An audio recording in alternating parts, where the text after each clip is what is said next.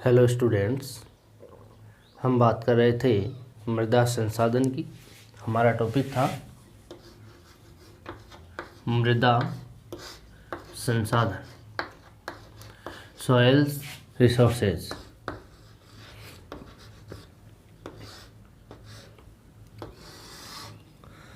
देखिए, मृदा के बारे में सामान्य जानकारी आपको बता दी है, किससे बनती है, क्यों बनती है।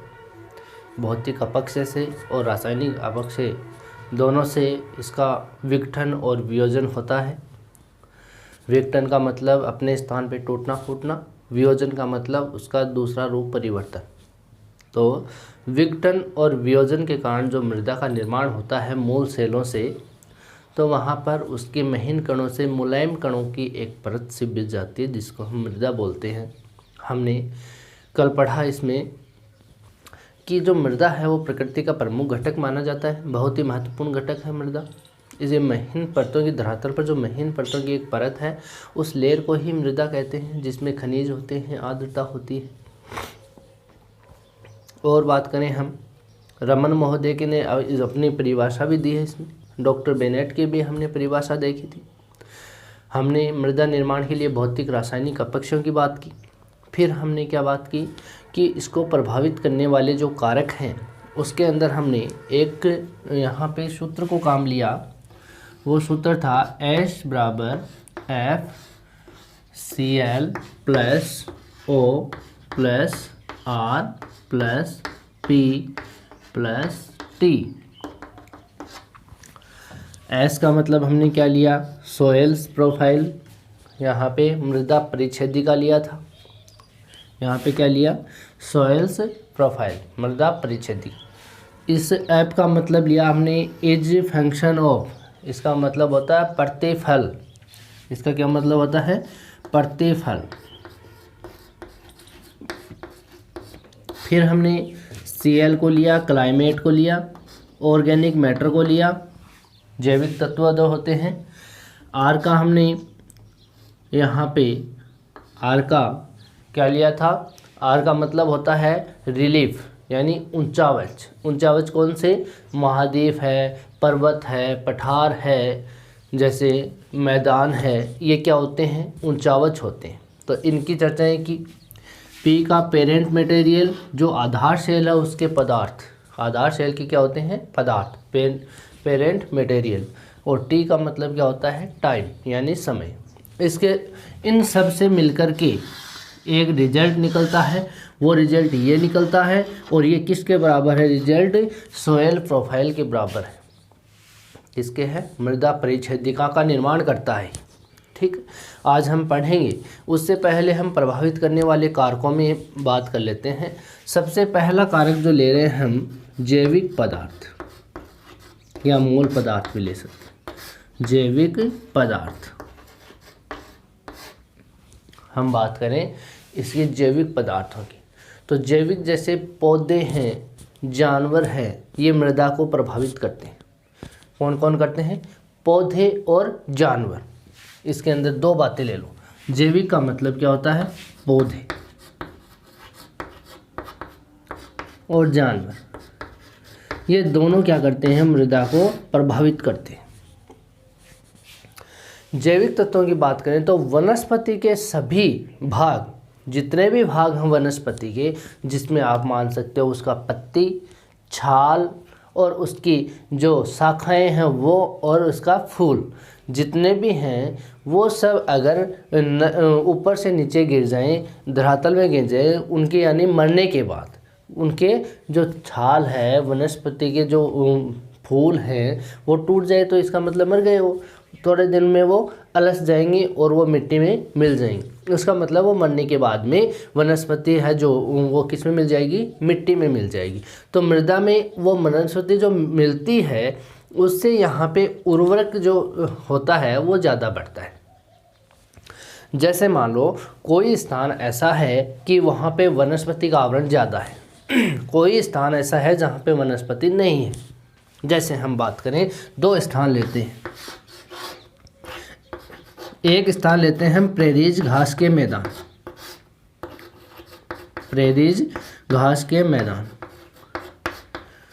एक भाग लेते हैं हम रेगिस्तान, रेगिस्तान का मैदान। अब दोनों जगह ही मिट्टी है, दोनों जगह क्या है, मिट्टी है, लेकिन इस प्रेरीज घास के मैदान की जो मिट्टी है उसमें उर्वरकता ज़्यादा मिलती है, और ये जो रेगिस्तान की मिट्टी है इसमें उर्वरकता नहीं मिलती। यहाँ पे खनिज लवणीय पदार्थ जैसे यहाँ पे लवणता है, क्षारीयता है मिट्टी में, वो मिलती है।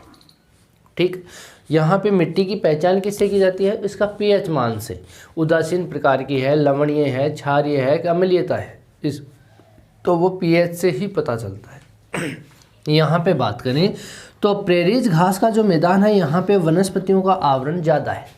क्या है, वनस्पतियों का आवरण क्या है, ज़्यादा है, जिसके कारण इस पेड़ों से जो पत्तियाँ, फूल, शाखाएं और उसके जो छाल हैं वो नीचे धरातल पे गिरेगी, तो वो मरने के बाद में वो किस में मिल जाएगी, उस धरातल में मिल जाएगी, उस मिट्टी में मिल जाएगी। उस मिट्टी में मिलने के बाद में वो जो पदार्थ हैं वनस्पति वाले, वो जीवाश्म में उनका वियोजन हो जाता है, वो बदल जाते हैं, जो होता है उनका क्या हो जाएगा, वियोजन। वियोजन होने के बाद जो मिट्टी में मिलते हैं तो उसको जीवाश्म बोलते हैं। क्या बोलते हैं उसको बाद में, जीवाश्म। वो जो जीवाश्म है वो ही मिट्टी की उर्वरता को बढ़ाता है। जो उपजाऊपन है मिट्टी में, वो उपजाऊपन कौन बढ़ाता है, ये जीवाश्म बढ़ाते हैं। ठीक है, तो ये रेगिस्तान वाले पार्ट है, इसके अंदर वनस्पति का आवरण कम होता है, जिसके कारण यहाँ पर इस मिट्टी में उपजाऊपन नहीं पाया जाता इतना। ठीक है, तो इन दोनों में आप देख सकते हो कि जैविक तत्व कैसे प्रभावित करते हैं मिट्टी को, तो आप इसको देख सकते हो। ठीक है, दूसरा पदार्थ है मूल पदार्थ। दूसरा कौन सा पदार्थ है, मूल पदार्थ। मूल पदार्थ का मतलब मिट्टी बनी कहाँ से है, उसमें जो कण हैं वो आए कहाँ से हैं। ठीक है, ये कण आते कहाँ से हैं, चट्टानी जो भाग है धरातल का, जो चट्टानी भाग होता है, वो चट्टानी भाग का जब विखंडन होता है, यानी विखंडन से उस चट्टान का सेल चूर्ण में वो बदल जाती है, यानी चूर्ण यानी छोटे छोटे रूपों में वो बदल जाती है, तो उस चूर्ण को ही यहाँ पे इसके ऊपरी भाग में जो चूर्ण होता है, एक तो पूरा चट्टानी भाग है, देखो एक तो क्या है, पूरा चट्टानी भाग है।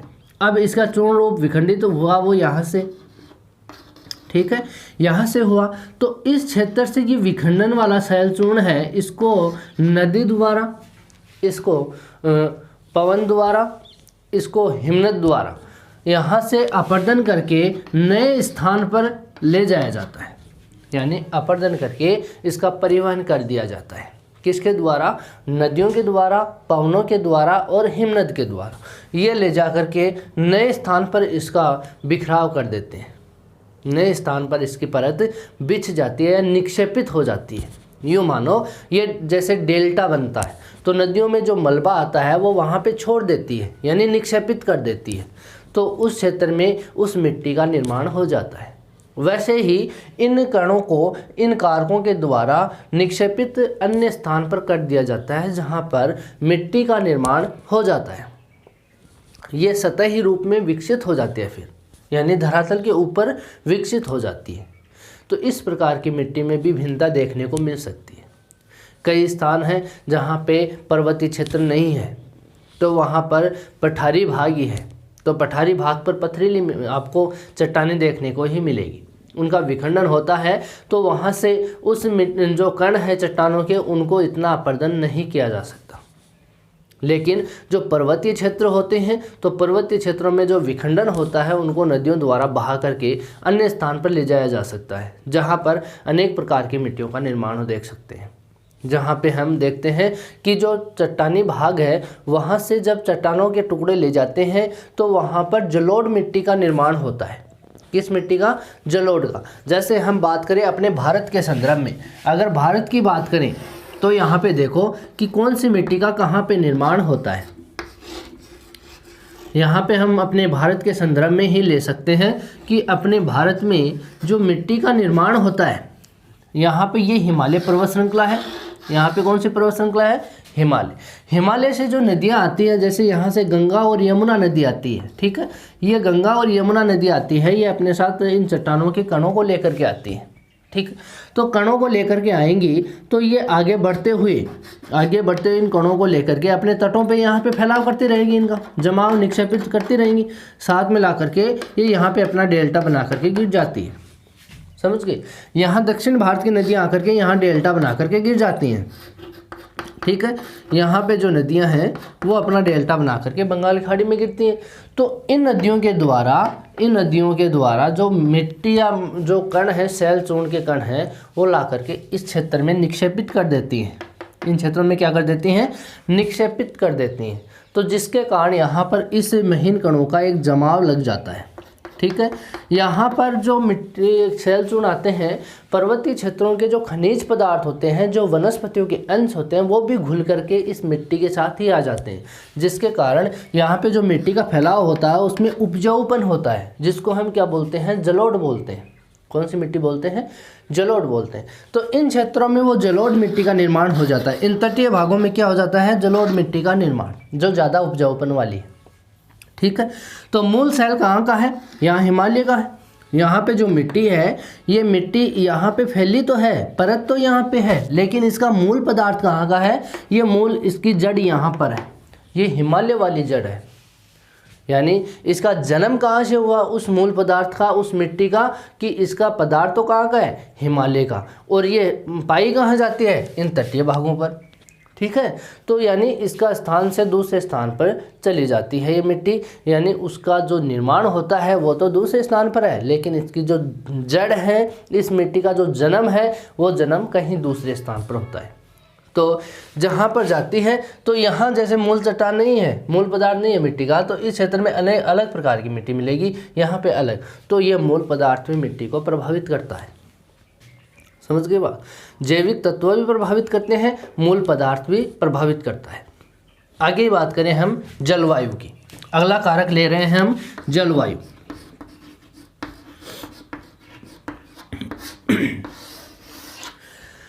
जलवायु जो है वो मिट्टी को बहुत ज़्यादा प्रभावित करता है। सबसे प्रभावित करने वाला प्रमुख जो घटक है, प्रमुख जो कारक है, वो जलवायु ही है, मिट्टी को सबसे ज़्यादा प्रभावित करने वाला। मृदा की भिन्नता हम जलवायु के कारण ही देखते हैं। इसमें दो बातें आती हैं, एक तो आता है तापमान, एक आता है वर्षा। जलवायु में वर्षा, तापमान, पवनें, ये सब चीज़ें आते हैं, वायुदाब भी आता है। तो जहाँ पर वर्षा और तापमान में भिन्नता होगी, वहाँ मिट्टी के निर्माण में भी भिन्नता देखने को मिलेगी। वर्षा और तापमान हम देख सकते हैं, जहाँ पे ज़्यादा वर्षा होगी वहाँ पे अलग प्रकार की मिट्टी बनेगी, जहाँ पे तापमान ज़्यादा होगा वहाँ पे अलग प्रकार की मिट्टी। जैसे हम बात करें भारत के दक्षिणी भागों में, यहाँ इस क्षेत्रों में यहाँ पे बात करें तो यहाँ पे वर्षा भी सबसे ज़्यादा होती है, यहाँ पे तापमान भी ज़्यादा है, दोनों के कारण यानी उष्ण की स्थिति है और आर्द्र की स्थिति है। ठीक है, तो दोनों के कारण यहाँ पर इन दोनों स्थितियों के कारण सबसे ज़्यादा तापमान और वर्षा, आर्द्रता भी है और उष्णता भी है।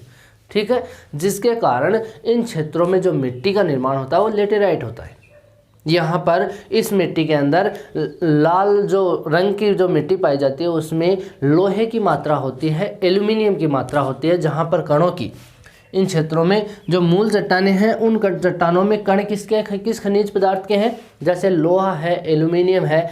इन दोनों के कणों के कारण यहाँ पर जो घुलनशील पदार्थ होता है वो तो घुल करके पानी के साथ आगे निकल जाता है, लेकिन जो अघुलनशील पदार्थ होता है जिसमें धातु होती है वो अघुलनशील होता है, वो भारी होता है, वहीं पर रह जाता है, जिसके कारण वो उस क्षेत्र में ज़्यादा तापमान और ज़्यादा वर्षा के कारण वो वहाँ पे दलदली भाग बन जाता है, जिसके कारण लेटेराइट मिट्टी का निर्माण होता है।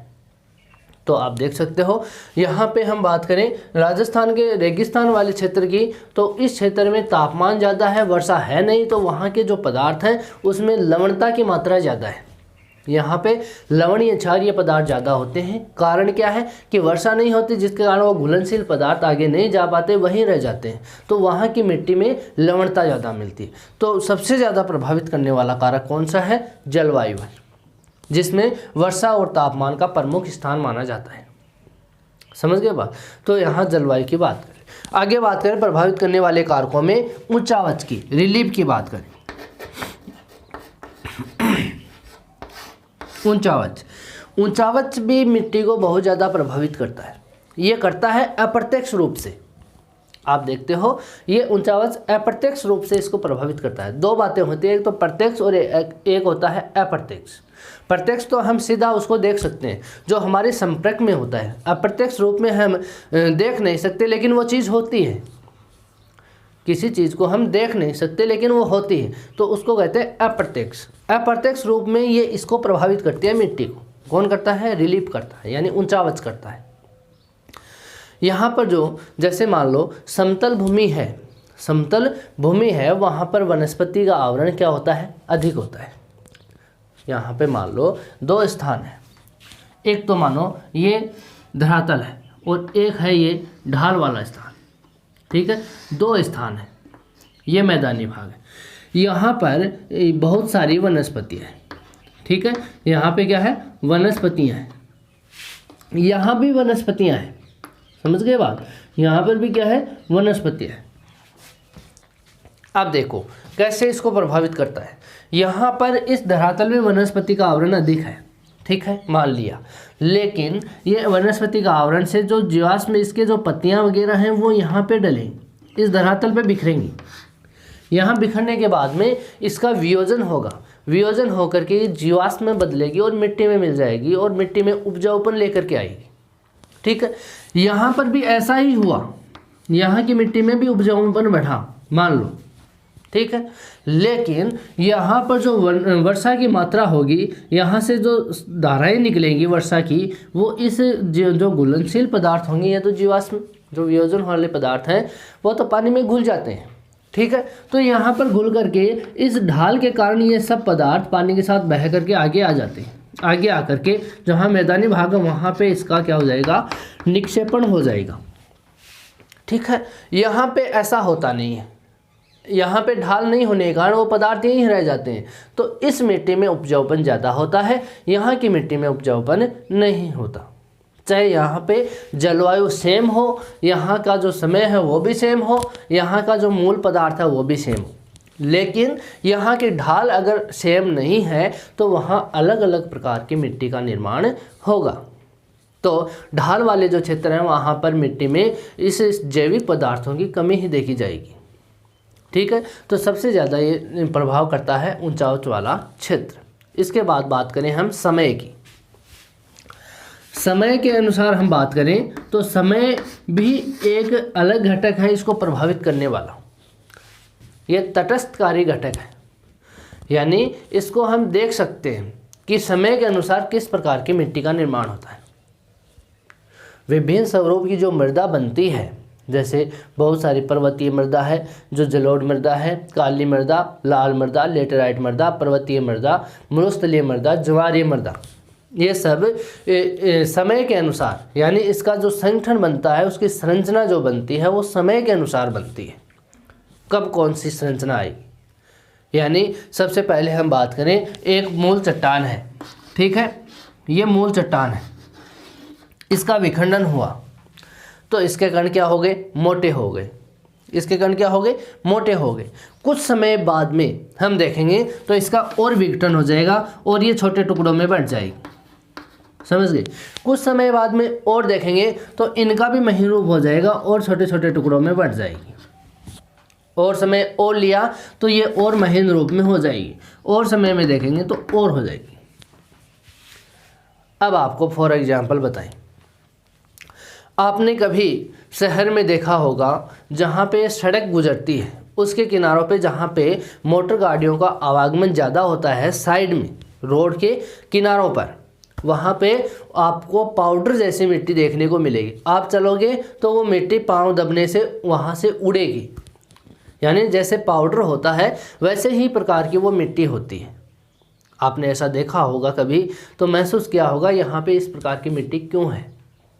आप थोड़ी दूर जाओगे जहाँ आवागमन नहीं है साधनों का, वहाँ पे आप मोटी मिट्टी को पाओगे, जहाँ आप आसानी से चलोगे तो भी वहाँ पे वो मिट्टी उड़ नहीं पाएगी। वहाँ पे इतनी ही दूर में इतना डिफरेंस क्यों आ गया? आपने कभी ऐसा सोचा है?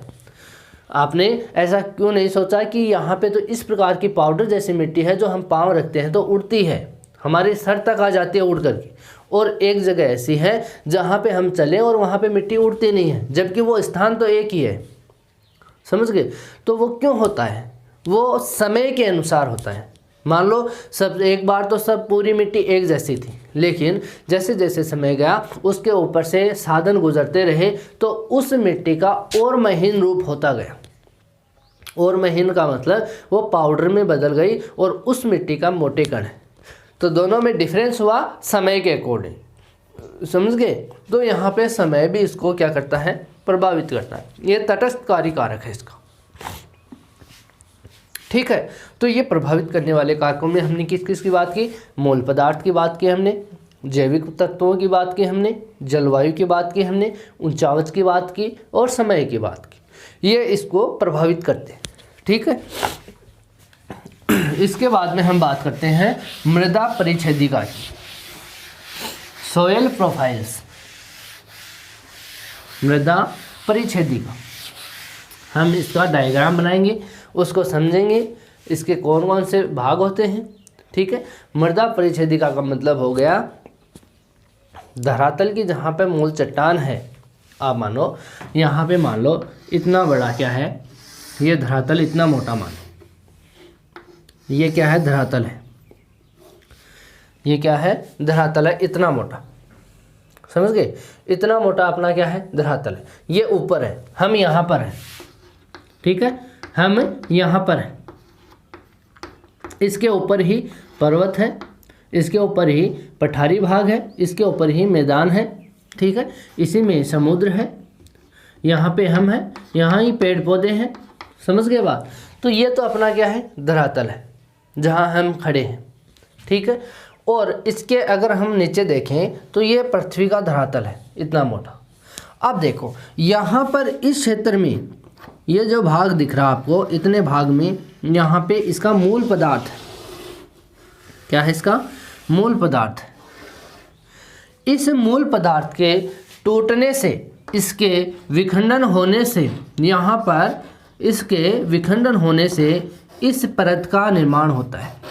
कौन सी परत का निर्माण होता है? इस परत का निर्माण होता है। ये एक बड़े चट्टानों में ये बदल है। ठीक,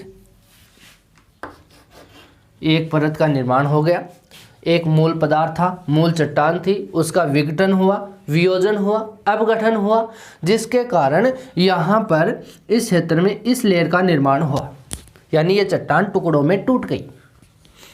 समझ गए बात? इसके टूटने से इस जो परत है इसकी भी लेयर हो गई, इसकी भी क्या हो गई? छोटे छोटे टुकड़ों में, इसका भी क्या हो गया? लेयर में बदल गई, छोटे छोटे टुकड़ों में। ये भी एक लेयर में परिवर्तित हो गई। समझ गए? उसके बाद में ये जो लेयर है, ये लेयर है, ये भी परिवर्तित हो गई। आगे जा कर के इसके भी विखंडन हो गया और ये भी छोटे छोटे टुकड़ों में बदल गए। समझ गए? ये भी क्या बदल गई? छोटे छोटे टुकड़ों में। फिर और इसमें विखंडन हुआ तो एक लेयर और बन गई, उस लेयर में और इसके महीन कण हो गए। ठीक है, और इसके क्या हो गए? महीन कण हो गए।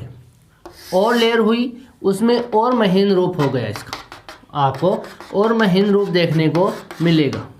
ठीक है, इसमें देखोगे तो और महीन रूप इसका देखने को मिलेगा। यहाँ पे इतने प्रकार की लेयर हो जाते हैं।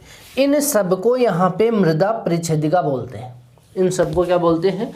मृदा परिच्छेदिका, सोइल्स प्रोफाइल। इन पूरी को बोलते हैं, यानी जहाँ पे मूल पदार्थ है और धरातल की मिट्टी है, इन सबको एक साथ क्या बोलते हैं? मृदा परिच्छेदिका बोलते हैं। समझ गए? तो यहाँ पर इसको कई लेयरों में, मृदा परिच्छेदिका में यहाँ पे ऊपर वाली जो चट्टानें होते हैं वो मुलायम पदार्थ होते हैं। इन चट्टानों में मुलायम पदार्थ होते हैं। यहाँ सबसे नीचे वाली जो परत है इसमें सबसे कठोर पदार्थ होते हैं। मृदा परिच्छेदिका ये कहती है कि जो ऊपर की लेयर है, इसकी ऊपर का जो संस्तर है इसका, वहाँ पे मुलायम यानी कोमल चट्टानें के पदार्थ हैं, यहाँ पे मुलायम पदार्थ हैं, और सबसे नीचे वाली परतें हैं इसमें कठोर चट्टानों के जो पदार्थ हैं वो है। ठीक है, तो ये जो मृदा परिच्छेदिका है वो दो रूपों में बांटी जाती है। एक तो बांटी जाती है यहाँ पे जैविक संस्तर में, एक तो कौन सी है, जैविक संस्तर, और एक है यहाँ पर खनिज संस्तर। 2 संस्तरों में बांटी गई है। इन दोनों की हम चर्चाएं करेंगे। जैविक संस्तर होता है, इसको O से प्रदर्शित किया जाता है। इसको हम A, B, C से प्रदर्शित करेंगे। यहाँ पे ये ऊपर वाली जो परत है, इस परतों को यहाँ पे O1 और O2 बोलते हैं। इस संस्तरों को क्या बोलते हैं, यहाँ पर संस्तर O संस्तर को O1, O2 से प्रदर्शित करते हैं। फिर हम बात करेंगे A की। A1, A2 और A3 में बांटेंगे।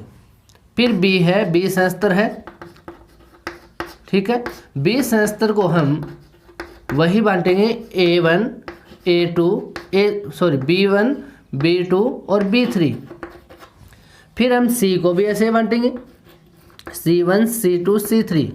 फिर हम लास्ट का जो मूल पदार्थ है उसको R संस्तर से प्रदर्शित करेंगे। किससे करेंगे, R संस्तर से, ठीक है। इनकी हम चर्चाएंगे। जो क्षेत्र ये वाला है, इसको हम यहाँ पे शीर्ष मृदा बोलते हैं। क्या बोलते हैं, शीर्ष मृदा। और इसको हम उप मृदा बोलते हैं। क्या बोलते हैं, उप मृदा बोलते हैं, ठीक है। और ये मूल सेल है, ये क्या है, मूल सेल। तो हम इन क्षेत्रों को हम, ये मृदा परिच्छेदिका का ये डायग्राम है, इसको आप नोट कर लेना, इसको बना लेना। तो यहाँ पे हम इनकी चर्चाएं करेंगे। ये तो क्या है, जैविक संस्तर।